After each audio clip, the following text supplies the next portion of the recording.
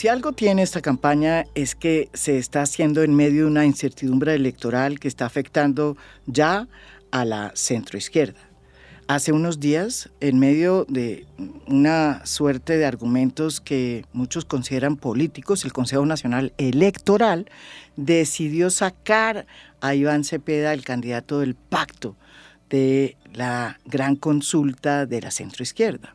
Esta decisión que hizo este organismo electoral, el Consejo Nacional Electoral, que está considerado como un organismo político desde tiempo atrás, no ahora, produjo que los candidatos que habían acordado las bases para esta gran consulta de la centroizquierda, pues decidieron no participar en ella. Camilo Romero, que estaba en esa consulta, decidió salirse. Y lo mismo hizo nuestro invitado de hoy, Juan Fernando Cristo, quien había llegado a esa consulta para sentar las bases de un acuerdo dentro de la centroizquierda con su partido en marcha. Él ha decidido que se va a primera vuelta para medirse con los candidatos de la centroizquierda con los que se iba a medir en la consulta que ya no fue. Evidentemente, esta decisión del Consejo Nacional Electoral implica una serie de cambios que afectan sobre todo a la centroizquierda. Nuestro invitado de hoy es Juan Fernando Cristo, exministro de Juan Manuel Santos. Fue clave en la firma del acuerdo de paz y luego en todo el proceso que se vivió en el Congreso para que el acuerdo pudiera formar parte de la Constitución. Pero además fue un muy buen ministro del Interior del gobierno de Gustavo Petro. Él, entre otras cosas, fue el promotor de esta reforma que pasó en el Congreso, que realmente descentraliza finalmente el Estado colombiano, porque aumenta la cantidad de dinero que el Estado tiene que darle a los departamentos y a los municipios. Toda una revolución en un país donde el centralismo sigue siendo uno de los grandes problemas que impiden el desarrollo de los territorios. Desde que lo conozco, ha querido ser presidente de este país y hoy está peleando por ello y está en todo su derecho. Juan Fernando Cristo. ¿Qué está pasando, Juan Fernando? Pues que hubo un cambiazo en la consulta, que desapareció la consulta del Frente por la Vida, que ni siquiera ya debería llamarse así, porque esa fue la consulta que construimos entre todos, la coalición, durante varias semanas de conversación para definir una agenda no exclusivamente de la izquierda. Fíjese usted las paradojas que tiene la vida, María Jimena. Duramos 15 días desde que yo propuse que la consulta no podía ser una consulta exclusivamente de la izquierda, sino tenía que ser una consulta de centro-izquierda mucho más amplia, mucho más plural, claro, mucho más incluyente, con unos acuerdos programáticos claros. Llegamos a esos acuerdos y después de que llegamos a esos acuerdos, el Consejo Nacional Electoral toma esa decisión y desaparece a la izquierda de la coalición que se había construido. Entonces, así como no tenía sentido hacer una coalición exclusivamente de izquierda o una consulta, pues no tiene ningún sentido tampoco hacer una consulta de centro-izquierda sin la izquierda. Sí. Estuve en Sincelejo el viernes y la cosa Caribe y el repentismo costeño de sus colegas de los medios de comunicación nos supera a todos. Yo al mediodía, después de que anuncié la decisión, fui a un programa radial en Sincelejo y después de que expliqué esto que le está explicando, un periodista me hizo el mejor resumen de la consulta. Me dijo, no, Eche, eso es como un mote de queso sin queso, la consulta que se inventaron acá. Y es realmente eso, absurda. O sea, no tiene ningún sentido, no tenía ningún sentido participar. Yo creo que lamentablemente el Consejo Nacional Electoral ya de manera descarada deja de ser un árbitro Y es grave para lo que viene, para Muy las elecciones. difícil, Deja de ser un sí. árbitro imparcial de este proceso electoral y se mete a la cancha como jugador. Se Como pone la jugador, camiseta exacto. de jugador en un escenario con unas decisiones que tienen sin duda alguna Unas un implicaciones. efecto político bien grande.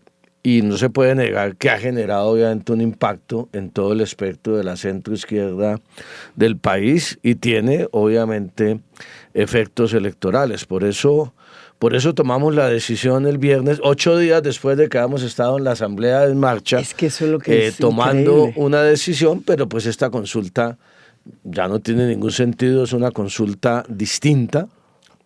Seguramente hablaremos más adelante del legitima el propio proceso de las consultas populares, de la democracia interna. Pues es un mote de queso sin queso, esa consulta que se inventaron a última hora después de la decisión. El acuerdo inicial lo habíamos suscrito con Iván Cepeda, con Camilo, Sí, con Camilo Romero. Y con Roy Barreras, y 3 de los 4 candidatos ya no estamos en esa consulta.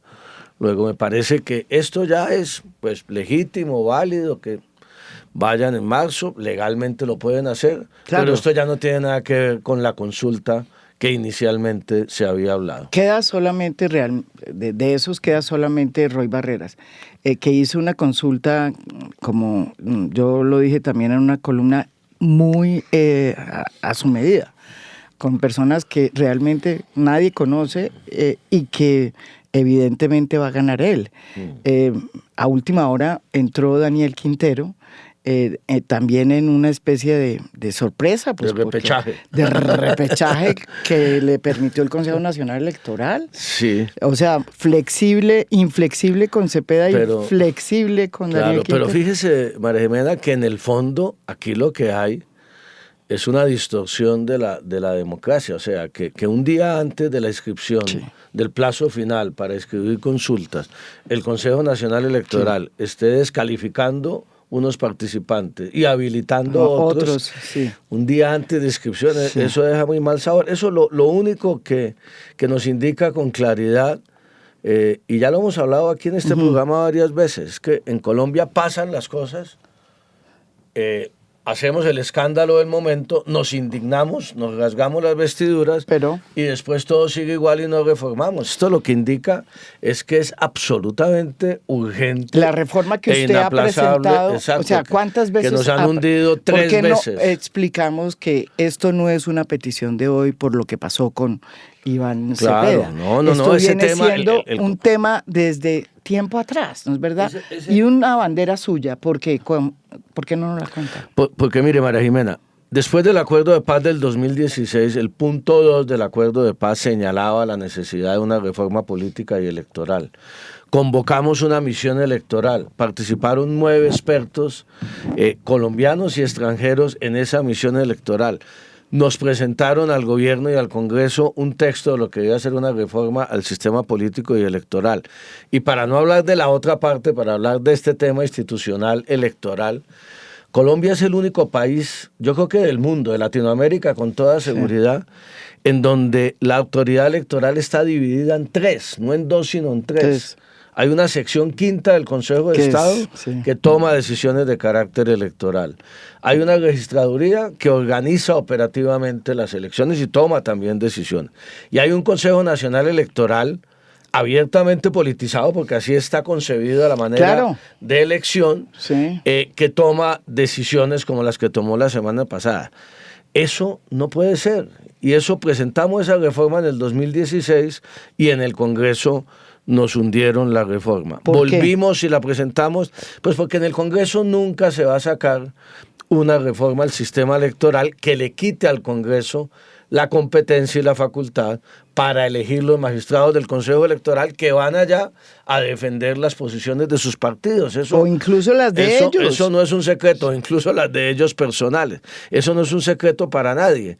Entonces, la pregunta es, después de lo sucedido, ¿vamos a seguir en lo mismo? Y ojalá, María Jimena, hay que tocar madera, estas elecciones de Congreso y estas elecciones presidenciales no resultan, como podría ser, muy apretadas en materia de curules y en materia de resultados electorales, porque ¿qué confianza se tiene hoy en la autoridad electoral, que es la que toma la primera decisión de entregar credenciales, o también en los resultados que se tienen que dar en las elecciones de mayo y junio? O sea, aquí tenemos que eliminar el Consejo Nacional Electoral. Eso no lo estoy diciendo ahora por lo que sucedió la semana pasada, como tú bien dices, sino hay que acabar el Consejo Nacional Electoral, y como estaba contemplado en el 2016, y lo insistieron nuevamente Humberto de la Calle y Ariel Ávila en un proyecto ahora en este gobierno de Petro, hay que crear un ente electoral único,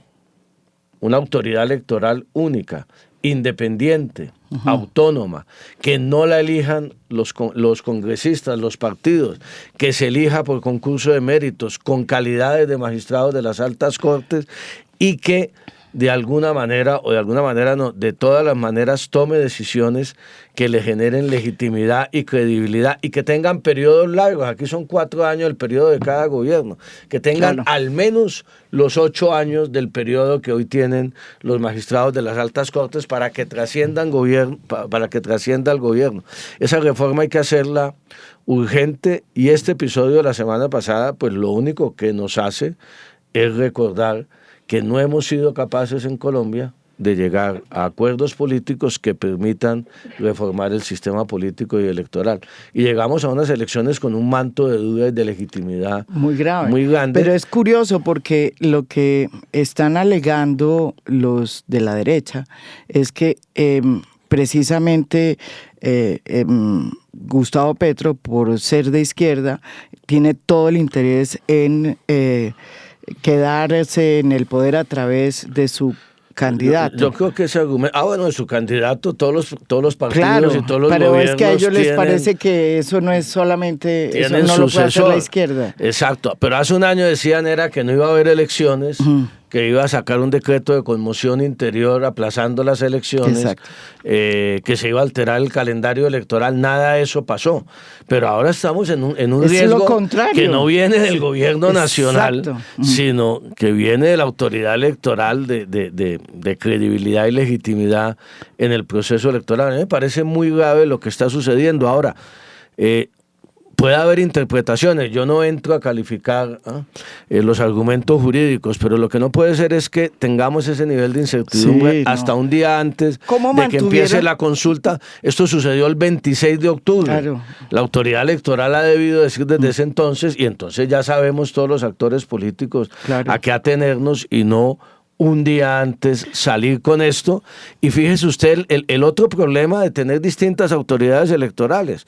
Daniel Quintero fue a inscribirse en la registraduría por firmas, y la registraduría dijo que no, porque había participado en la consulta del 26 de octubre del año pasado del pacto histórico, que había renunciado fuera de término. Y el Consejo Electoral un día antes dice, no, sí puede. Pero ese mismo Consejo Electoral, se quedó si usted callado. recuerda, María Jimena, cuando la primera inscripción de Quintero, el registrador le pidió al Consejo Electoral que dijera si podía o no, y el Consejo Electoral dijo, no señor, el facultado es usted, y ahora retomó la facultad. No, es un desastre, la verdad, lo que está pasando. Yo creo que la gente, por estar en esta picaresca de la política y los candidatos, y Quintero, y que Roy, y que Quintero, no se dan cuenta institucionalmente lo grave de lo que está sucediendo. Y ojo, pero yo creo que hoy acá, el peligro que hay, ahora sí, para el proceso electoral, el peligro que hay de legitimidad y credibilidad. Yo creo que aquí hay que tomarse esto en serio, y tiene que haber, no sé de qué manera, una rectificación del camino, y que por lo menos la Registraduría y el Consejo Nacional Electoral actúen en una misma línea, y que haya una claridad absoluta sobre lo que va a pasar ahora. O sea, usted lo que está diciendo tenemos es que una autoridad electoral cuestionada por todos los sectores. Pero usted lo que está diciendo es que el gran problema hoy, y del que se están beneficiando unos, porque ese es el problema. ¿Por qué la gente no habla mal del Consejo Nacional Electoral? Pues porque beneficia a unos, como Daniel Quintero y Roy Barreras. El gran problema hoy es la credibilidad de los colombianos Pero en su autoridad electoral mi pregunta y en es, los resultados. Exacto, hoy el desafío que tiene, digamos, el proceso electoral colombiano es la falta de confianza que genera, sobre todo en los partidos de centro izquierda o en general. Yo creo que en general en la ciudadanía, no en los actores políticos solamente, sin duda alguna.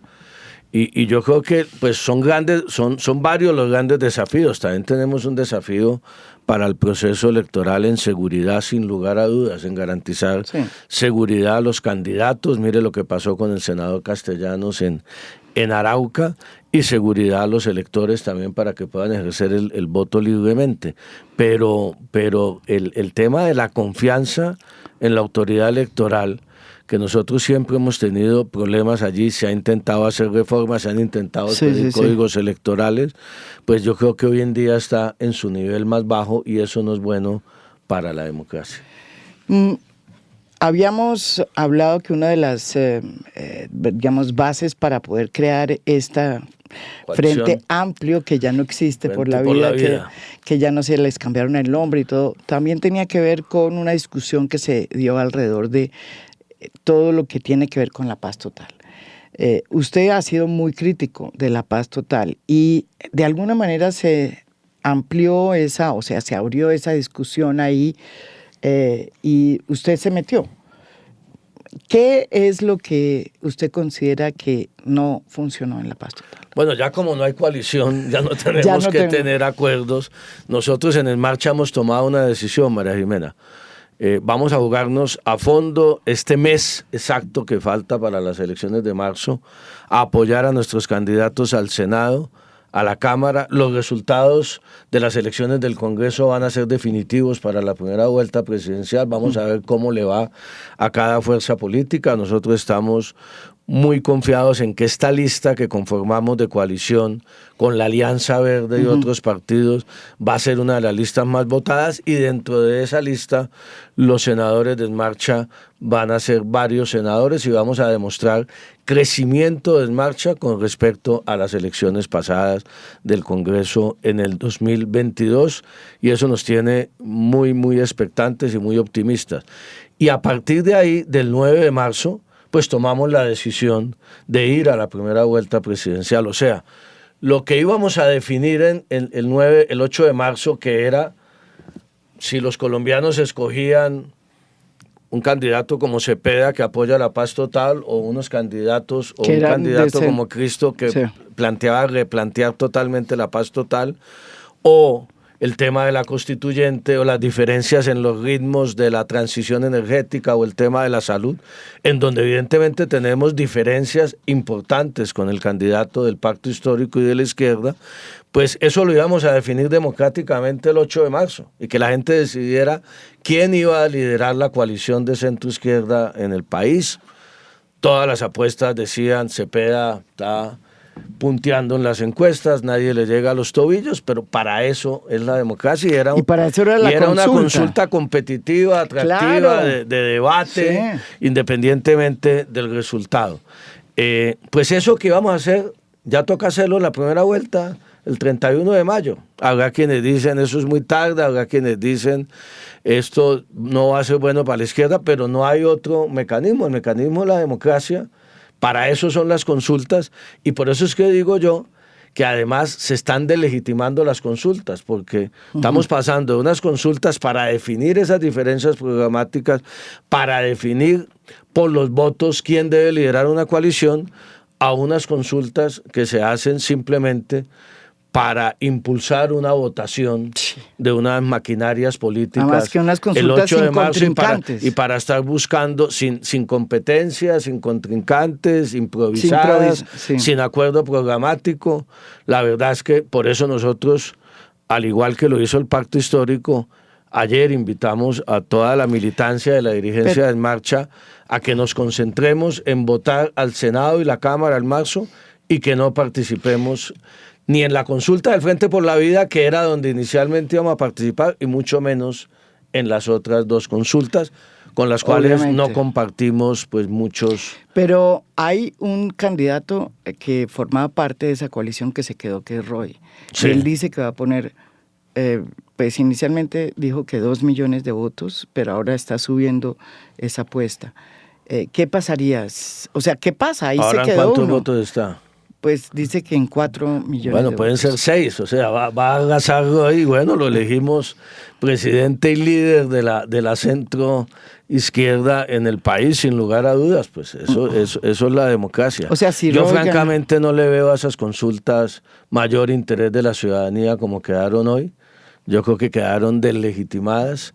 Yo creo que esas consultas de alguna manera van a generar rechazo de la opinión, precisamente porque cuando usted compara, por ejemplo, con hace 4 años, había una consulta claramente establecida de la derecha, la que ganó Fico Gutiérrez, había la de la coalición de la esperanza en el centro, con competencia, con debates, con candidaturas serias, no candidaturas de última hora, con todo respeto por todos los candidatos que aparecieron inscritos en la consulta, y la consulta del pacto histórico, que también estuvo conformada con tiempo de antelación. Ahora lo que hay es improvisación, pero bueno, el 8 de marzo, el día de la quema, como dicen, se ve el humo. Yo francamente creo que esas consultas van a tener una baja participación.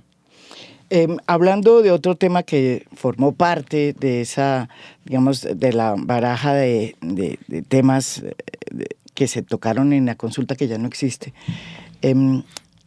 hay uno que yo quiero preguntarle, y es el tema de la constituyente, porque ese es otro de las discusiones, y tampoco me contestó nada de la pregunta que le hice sobre la paz total. Sobre la paz total. Ya. Hablemos de esas dos cosas vamos a dos que son grandes diferencias. Son importantes, porque sobre todo ahora que ya no hay consulta. Nosotros en En Marcha, ¿en qué coincidimos con el gobierno? En que este país no puede dar marcha atrás en el camino de las reformas sociales que se abrió, con dificultades, con problemas de gobernabilidad, que seguramente con caos, con desorden, que se hubieran podido hacer mejor.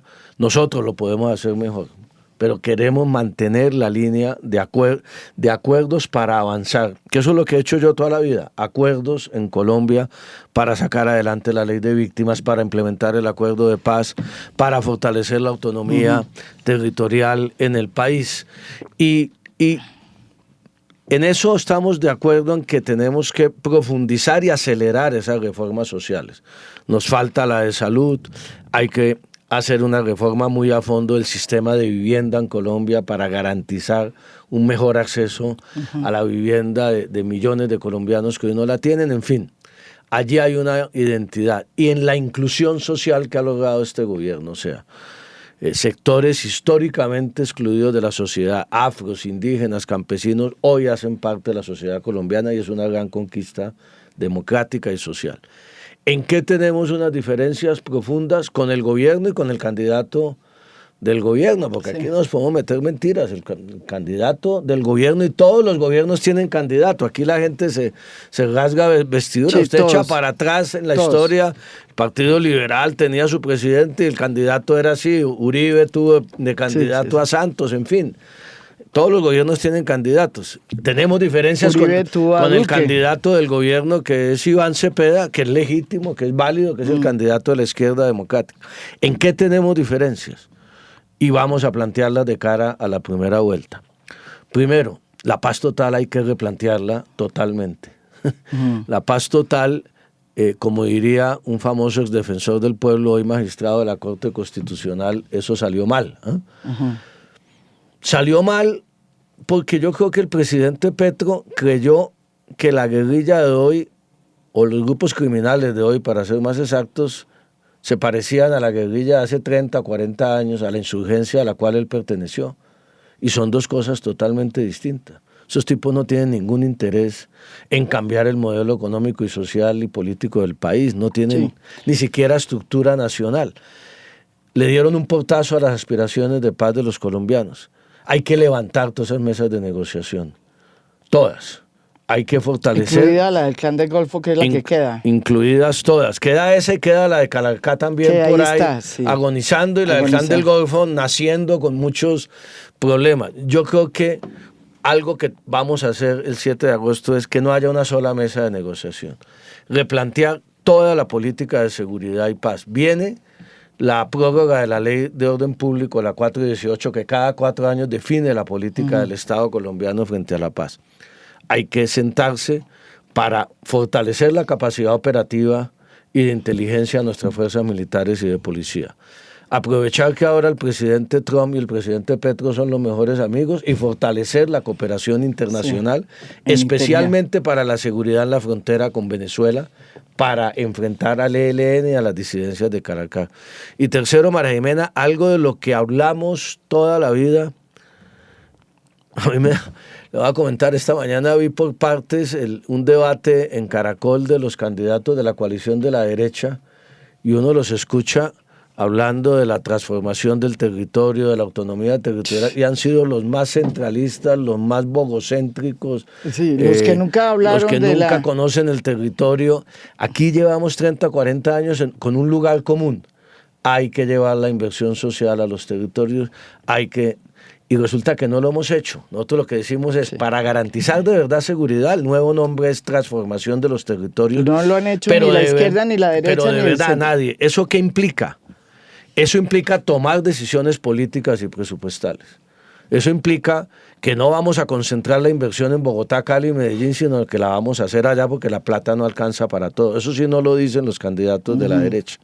Eso implica que los pactos territoriales que nosotros impulsamos en el Ministerio del Interior, el Pacto Catatumbo, el Pacto Chocó, el Pacto Buenaventura, el Pacto Nariño, el Pacto Cauca, se cumplan. María Jimena, ahí hay una hoja de ruta. Nosotros ya sabemos qué es lo que hay que hacer en esas zonas. Está definido en infraestructura, en proyectos productivos, qué es lo que se da allá, en vías terciarias, en educación, cuáles son los hospitales. Eso lo tenemos claro, hay que hacerlo. Y ahí, esa sí es una política de seguridad con derechos, que es lo que hemos hablado. Y en el tema de la constituyente, brevemente. Sí. La constituyente, para cambiar la constitución, no. Para una nueva constitución, eso no puede ser. Pero eso ya no se puede, según la Constitución. No, se podría. Si en un proyecto de ley dice que acotarla. Toca no, usted puede acotarla o no. Así puede quedó. En un proyecto de ley tener como objeto, sí, porque usted tiene que llevar una ley al Congreso y ahí define cuál es el objeto de la constituyente. Y si usted ahí dice, esto es para redactar una nueva constitución, pues eso es para redactar una nueva constitución. Eso sería fatal. Para restablecer la reelección presidencial ni de vainas, como dicen. Para revocar el Congreso, Colombia no merece un nuevo enfrentamiento institucional, más allá de las críticas que tengamos al Congreso. Por eso yo he dicho, en este momento no hay un clima político para poder tener un acuerdo nacional. Pero para hacer la reforma política que usted no ha podido hacer. Hoy yo intentaría tramitarla por el Congreso a ver si finalmente la última es la vencida. Porque yo creo que es inoportuna e inconveniente hoy la constituyente. Yo creo que en este clima plantear una elección de constituyente, la sola discusión en el Congreso de cuál sería el objeto de esa constituyente, yo creo que hay que generar un clima. Si el Congreso finalmente no toma las decisiones en el primer año de gobierno frente a la reforma de la política y la justicia, yo creo que ahí tocaría empezar a generar un ambiente de clima de acuerdo social, nacional, tratar de incluir allá a los partidos para que una constituyente se dedique a eso, pero eso no puede ser el objeto, que es en lo que está trabajando ahora el gobierno, y tenemos también diferencias con el candidato Cepeda, en que el gobierno, en que la constituyente sea, ahora apenas comience el gobierno, me parece que es inoportuna y es inconveniente. Sí, porque ya el presidente Gustavo Petro presentó el comité de firmas que fue aprobado por la registraduría. Está la campaña de recolección de firmas. Yo creo que eso es inconveniente. Ahí hay dos grandes diferencias y una tercera diferencia es el papel del sector privado en el país hacia el futuro para sacar adelante a Colombia. Yo creo que la visión de Cepeda y la visión del gobierno estatista no le conviene a la sociedad colombiana. Hoy el discurso antiempresarial tampoco. Necesitamos juntarnos todos el 7 de agosto, sobre todo para enfrentar los dos grandes desafíos que me parece a mí que tiene el país en este momento, que es en seguridad y salud.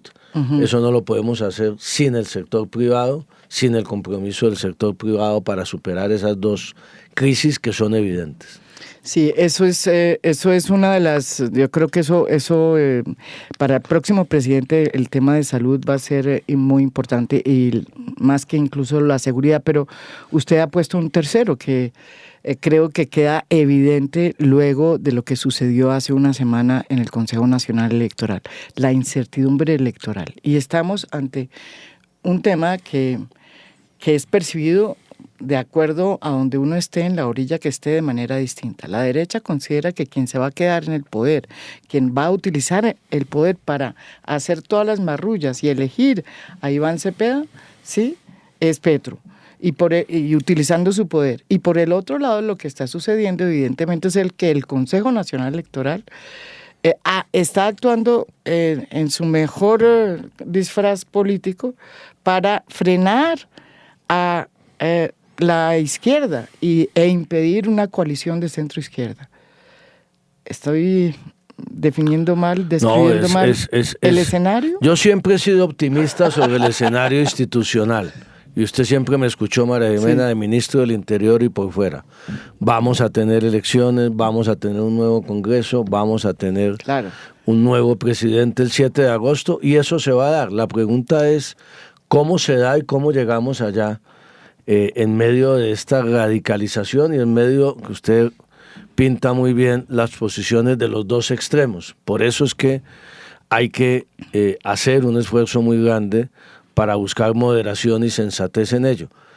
Aquí yo creo que es urgente que el gobierno nacional tome su liderazgo en la organización de las elecciones. Aquí no se volvió a convocar una Comisión Nacional de Garantías. Pero eso es aquí absurdo. El registrador anda por su lado, el Consejo Nacional Electoral anda por su lado, hay comunicaciones del procurador con el registrador y el contralor al Consejo Nacional Electoral, como si no se hablaran.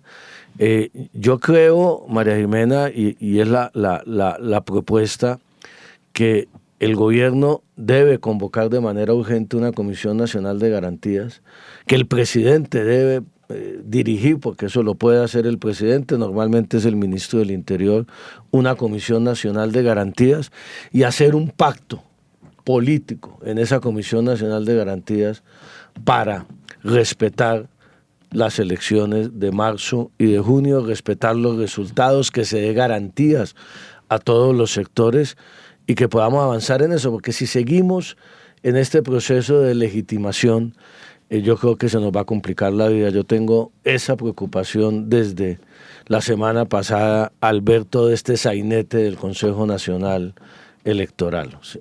Es que lo que pasó es realmente increíble, lo de los conjueces, las recusaciones. Después al otro día, entonces, vuelvo y digo, no tengo conocimiento jurídico, pero al otro día entonces lo mismo. Escogieron a dos conjueces que tienen... Y después de que sacan a Cepeda, los mismos magistrados que sacan a Cepeda, casi por unanimidad, meten sin mayor debate, sin conjueces. O sea, Daniel Quintero. Eso es un desastre, la verdad. Hay que decirlo con toda claridad. Una Comisión Nacional de Garantías y que el jefe de Estado lidere un pacto político para garantizar que podamos tener un proceso electoral que tenga la confianza de la ciudadanía. ¿Usted por qué quiere ser presidente, Juan Fernando? Pues porque creo que en este momento el país requiere un liderazgo que genere consensos y que tenga experiencia y capacidad demostrada. Yo no soy un candidato, María Jimena, que llegué a esta campaña y voy a aprovechar la campaña para conocer el país, para conocer el territorio como muchos que no conocen la verdadera Colombia. Y tampoco para conocer el Estado, porque creo que he demostrado en mi paso por el Congreso y el paso por el Ministerio del Interior en 2 oportunidades, he demostrado que tengo la capacidad para dar resultados en distintos frentes. Y este país, yo creo que más allá de la carreta, más allá del discurso ideológico, necesita un presidente que se siente a gobernar, que se siente a liderar la implementación del acuerdo de paz, que se siente a liderar la superación de la crisis de la salud, la recuperación de la seguridad, en el día a día y liderando un equipo experimentado también. Colombia no está para improvisaciones. Y quiero ser presidente porque creo que en esta coyuntura yo me he preparado toda la vida para ser presidente, he estudiado, he conocido el país, he tenido la experiencia, he sabido liderar con dificultades grandes a este país en momentos difíciles como ministro del Interior, en seguridad, en el tema institucional, y creo que en este momento, vuelvo y le digo, Colombia necesita moderación y sensatez, acuerdos para avanzar, hacer este cambio de una manera mejor, y por eso es que quiero ser presidente, porque en esta coyuntura actual de Colombia, vuelvo e insisto, no estamos para improvisaciones, no estamos para que lleguen presidentes a aprender. Y María Jimena, creo que es el momento para que después de una larga trayectoria pública, y usted sabe que mi sueño toda la vida ha sido construir paz en este país y seguridad, han sido mis compromisos y la autonomía. Allá iba que tiene que ver lo uno con lo otro. O sea, yo quiero ser presidente para transformar la manera de gobernar Colombia, para acabar el centralismo. Exacto, fui el que avancé en ese tema, que es la manera además de garantizar paz. La ley de competencias que establece, claro que se quedó en la mitad, ¿no? Porque pues todavía pasó el proyecto, pero pasó la reforma constitucional, ahora viene la necesidad de una ley. Sí, pero está ahí como atrapado. Pero como presidente, precisamente a los departamentos y municipios les garantizaríamos que en el primer semestre del nuevo gobierno se apruebe una ley de competencias que haga la revolución en la manera de gobernar este país. O sea, aquí discutimos todos los días sobre muchos temas y no nos damos cuenta que el tema central es que estamos gobernando a Colombia al revés. Estamos con un Estado central aquí en Bogotá, obeso, burocratizado, lento, que no mira a las regiones, lleno de gente. Y aquí en Bogotá, donde menos el ciudadano necesita al Estado, claro, porque hay una alcaldía eso poderosa. Lo determinó la Constitución del 91 desde entonces. Y no se ha cumplido. Y se cumplió. Y porque hay un sector privado poderoso en Bogotá. Y tenemos un Estado inexistente, débil, raquítico en los territorios que es donde el ciudadano más necesita la acción del Estado. Hay que cambiar, estamos haciendo las cosas al revés. Y entonces se presentó esta reforma que cambiaba, digamos, o que ajustaba la promesa de la Constitución del 91 para que se aumentara el dinero que el Estado le entrega. Va a aumentar, y le envía. Está en la Constitución ya. Claro. Necesitamos sacar la ley de competencias ahora para definir ahora se aumenta, qué competencias va a asumir los departamentos y municipios y con qué recursos. Pero ya se quedó. Pero ya la fórmula, no se ha quedado todavía. Teníamos 2 años hasta, digamos, el gobierno se demoró mucho en presentar el proyecto de ley del año pasado, solo lo presentó ya terminando la legislatura. Yo creo que es una falla inmensa, pero tenemos este año 2026 para sacarla adelante y esa es nuestra causa. Bueno, este es Juan Fernando Cristo, candidato, y ya podemos decir no es precandidato, sino candidato. Ya no vamos a consulta. Ya no es consulta, la consulta se fue.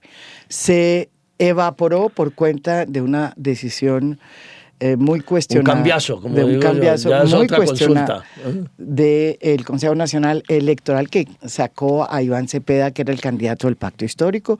Entonces, Juan Fernando Cristo, que tiene una trayectoria que ya ustedes han visto, va a la primera vuelta a Vamos el 31 de mayo a la pelea, estamos muy entusiasmados, estábamos preparados para un mes de campaña, ahora son varios meses más de campaña. Perdió la reposición de votos. Tenemos, sí, pero hay reposición de votos en primera vuelta, pero sabe que ese tema de la reposición en medio de todo se ha utilizado como un argumento en contra de las consultas.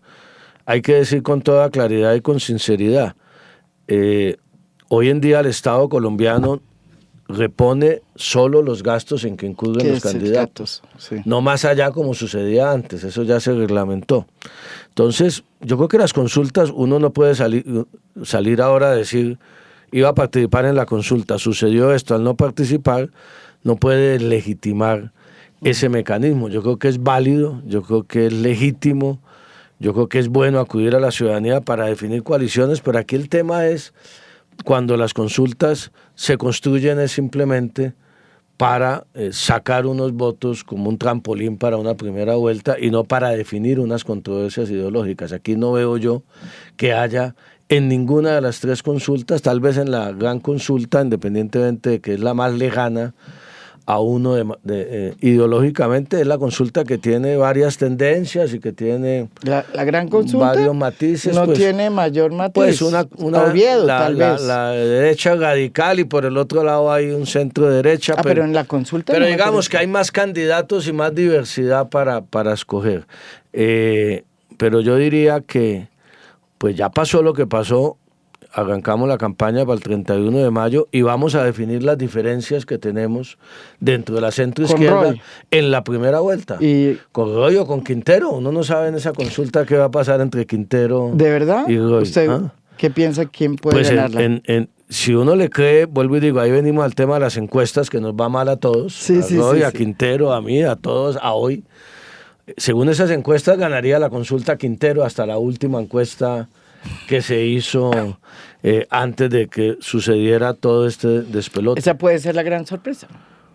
O sorpresa o no, dependiendo de cómo avance la campaña. Digamos, Quintero, es que mire cómo cambian las cosas. Acuérdese cuando antes del 26 de octubre, un mes antes, a todo el mundo le dio por decir que Quintero iba a ser el ganador de la consulta, que era el candidato del presidente. Y toda clase de 5 teorías. minutos. Y finalmente, pues, ha sucedido todo este reajuste y siguen pasando cosas y van a seguir pasando cosas en la campaña. Nosotros nos mantenemos en nuestra línea, en el discurso, en las propuestas, en el respeto, cero ofensas, cero descalificaciones a los candidatos y un llamado a hacer acuerdos para avanzar en las reformas sociales en este país. Y tenemos más tiempo ahora para volver a darle la vuelta al país y seguir machacando. Y sobre todo un acuerdo en materia hasta que nos escuchen y conquistemos. De garantías electorales, que es increíble que ustedes que forman parte o formaron parte del gobierno los estén pidiendo, ¿no? Pues un acuerdo en materia de garantías electorales es fundamental hoy,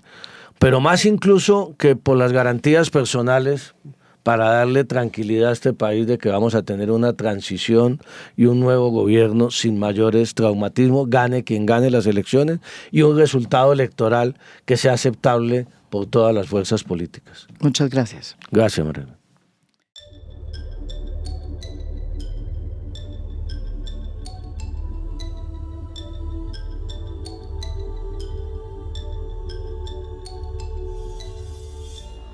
A Fondo es un podcast producido por Mafialand.